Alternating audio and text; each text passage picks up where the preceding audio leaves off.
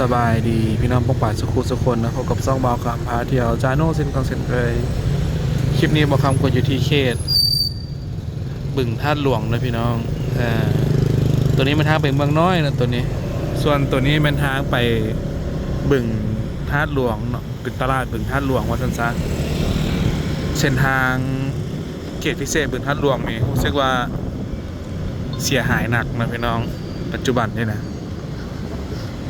พามาสมเนาะพาพ่อแม่พี่น้องมาสมตามที่เห็นเลยเนาะขี้ดินขี้ดอนซะพี่น้องทางก็บวมเนาะตามที่พี่น้องได้เห็นเลยเดี๋ยวความขี่ทางนี้เอาซะเนาะคือสิบบรอดขี่ทางใหญ่นะทางบวมแล้วเพื่อนเอาขี้หินมาลงนะพี่น้องขี้ดินขี้หินมาลงเบื้องจากลักษณะนี้มันเพิ่นถมขึ้นจากทางเก่านี่เป็นแมตต์พุ่นนะบ่ฮู้ว่าเพิ่นจะสร้างทางใหม่บ่หรือว่าสิเฮ็ดจังไดต่อเนาะแต่ปัจจุบันนี้ทางเป็นแบบนี้ไปแล้วพี่น้องเอ้ยเส้นทางบึงธาตุหลวงในปัจจุบันเนี่ยรถ10 ล้อคันบักใหญ่เนาะแล่นไปแล่นมาอยู่นี่ใส่ลายอยู่เนี่ยเนาะโอ้ฝุ่นกุ๊บพี่น้องฝุ่นไงกุ๊บเนาะ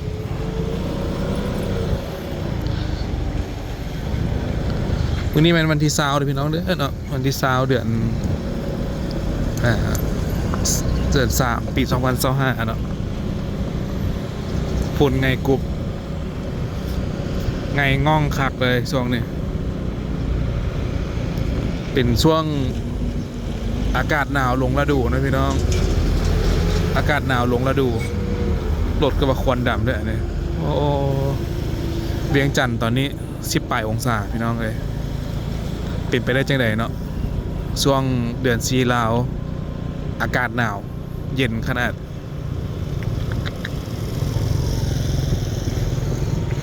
นั่นน่ะก็เป็นตึกอาคารของจีนนะพี่น้องเด้อเนาะเขตเศรษฐกิจพิเศษบึงธาตุหลวงเนาะโดยกลุ่มทุนจีนเป็นคนสัมปทานสร้างโรงแรมสร้างสาธารณูปโภคเนาะมีส่วนสนุกมีอย่างเลยแหละอยู่เขตเนี่ยนะโอ้ my god เดี๋ยวมาคำพักรถมาถ่ายใหม่บัดนึงเนาะเดี๋ยวพักกล้องก่อนเข้ามาซื้อเครื่องก่อนนะพี่น้องแล้วจึงไปถ่ายคนทางเติมอีกนี่มันตลาดบึงธาตุหลวงในปัจจุบันมาซื้อเครื่องนิดนึงแล้วก็ถ่ายต่อเนาะหาเบิกตลาดนิดนึงซะเนาะแต่บ่ได้ยางรอปานไหนหรอกลงไปซื้อเครื่องห้านเดียวแล้วก็ออกมาคืนเนี่ยมีบอลจอดรถสบายเนาะโอเพนติเลกสิทธิ์พี่น้องเลยถ่ายบ่ได้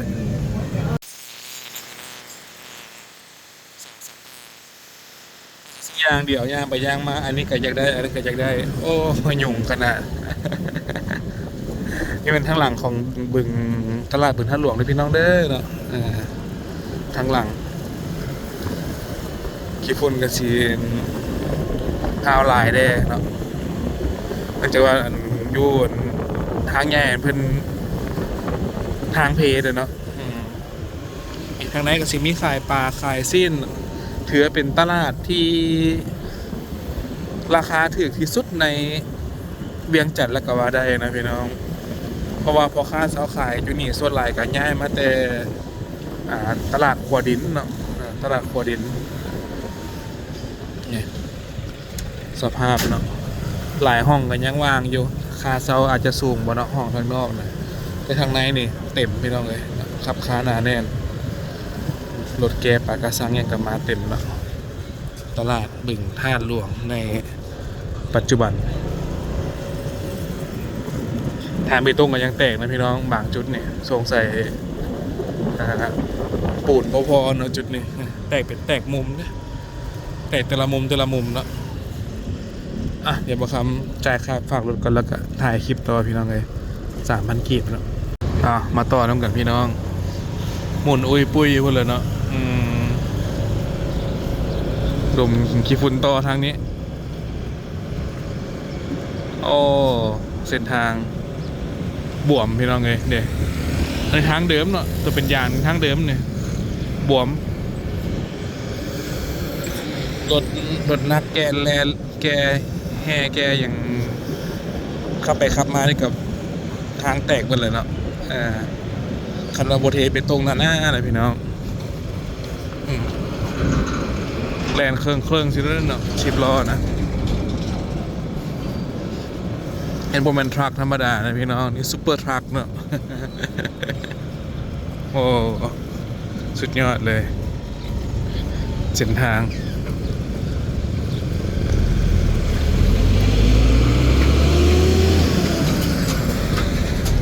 เดี๋ยวบอกคำซอกไตกันเด้อไตเสียดีเนาะเอาไตนะเพื่อนซะที่หญิงรถใหญ่ไตบ่ได้พี่น้องเนาะรถใหญ่ต้องเข้าทางนี้เพื่อไปเว้นอยู่ทางอ่างน้ำพุ่นรถจักรที่เข้าทางนี้ได้เนี่ยถมดินสูงขึ้นเติมเนาะสูงขึ้นเรื่อยๆเลยดินเนี่ย10 ล้อกระแลนปั่นจรวดเพื่อนเอาคอมไว้กันเลยโอ้สุดยอดตึกอาคารคอนโดมิเนียมก็กำลังสร้างกันหลายตึกเลยพี่น้องอาคาร10 สั้น30 สั้นเนาะ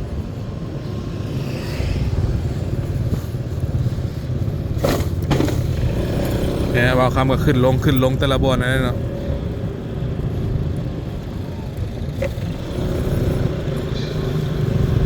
ปากทางกันได้จอดพี่น้องโม่เป็นยัง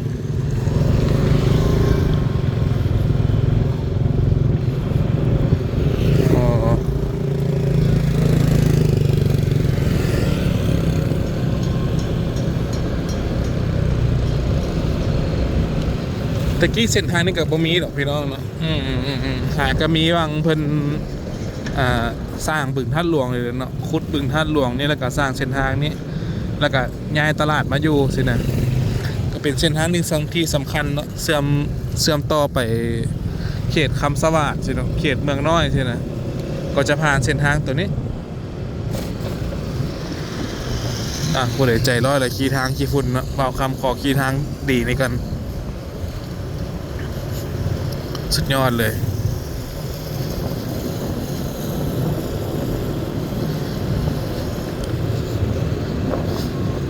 รถบรรทุกใหญ่พี่น้องเนาะเด้รถบรรทุกเนาะแกดินเต็มคันรถได้หลายเม็ดก้อนได้เนาะคันหนึ่งหลายเม็ดก้อนกดเต็มหลังรถพุ่นเนาะอยู่พุ่น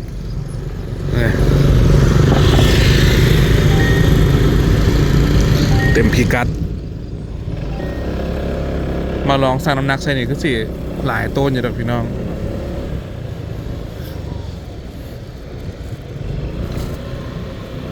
โอ้สภาพ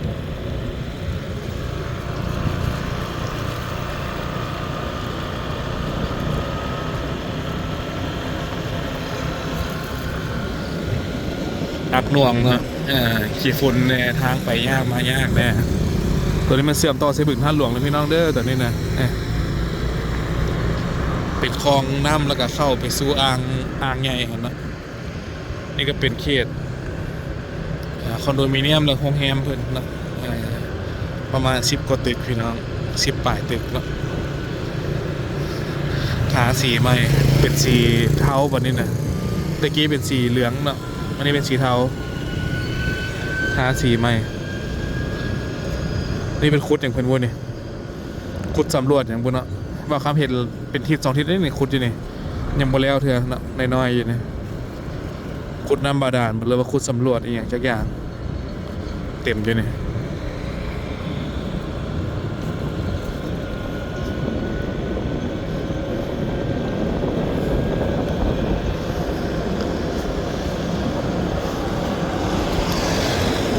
ตึกข้างหน้านี่ก็เป็นตึกสูงที่สุดในเขตนี้นะพี่น้องประมาณ20 กว่าสั้นเนาะตึกข้างหน้านี่เดี๋ยวมาคำลองกะด้วยสายตาเมื่อได้จากสั้นเด้อ ประมาณ20ป่ายพี่น้อง20ป่ายหรือว่า30พุ่นแหละเบิ่งจากลำดับขั้นแล้วเนาะขั้นละ5ลงมาเป็นตึกสูงที่สุดในเขตบึงท่าหลวงเนาะแต่ว่าตึกสูงที่สุดในลาวก็คือบอกคำพาไปเบิ่งกันเลยเนาะตึกราชวงศ์วันดาวิสตานะก็เป็นตึกที่สูงที่สุดในประเทศลาวในปัจจุบันนี้เนาะความสูงทั้งหมดแม่38ชั้นนะพี่น้องรวมชั้นดาดฟ้าระยะเป็นเมตรเนี่ยก็ประมาณ138เมตรเพิ่นว่าซั่นเด้เนาะจากแม่นแท้แม่นปลอมข้อมูลเพิ่นป้อนมาซั่นเด้พี่น้องเด้อเนาะก็เลยเล่าสู่ฟังต่อข้อมูลที่บอกคำอ่านมานะ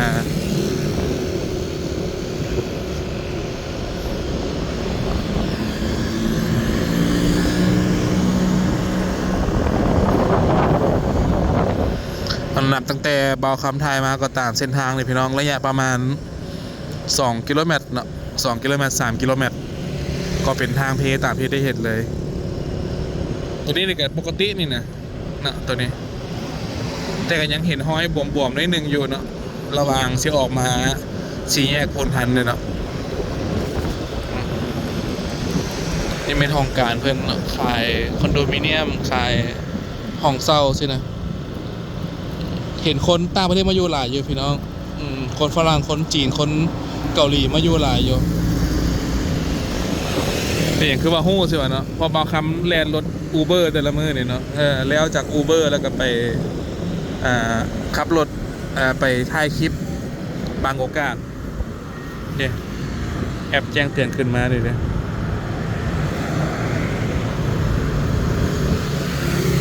20,000 25,000พอได้ตื่มกันเนาะ เอาฝากพี่น้องทุกคนกดไลค์กดติดตาม Subscribe เด้อนะเป็นกำลังใจให้บ่าวคำได้สร้างสรรค์คลิปใหม่ๆหรือว่าสามารถกดปุ่มซุปเปอร์แต้งนะเพื่อเป็นการโดเนทค่าเดินทางให้แก่บ่าวคำในยูกองวิดีโอนี้ขอให้พี่น้องทุกคนโชคดีเนาะที่นี่บึงท่าหลวงเมืองไซเซธาแล้วเขาเลยเมืองจันทร์นะพี่น้องบ๊ายบายโชคดีขอบใจที่เสียสละเวลามีข่าวเข้ามารับชมด้วยพี่น้องเด้อเนาะบ๊ายบาย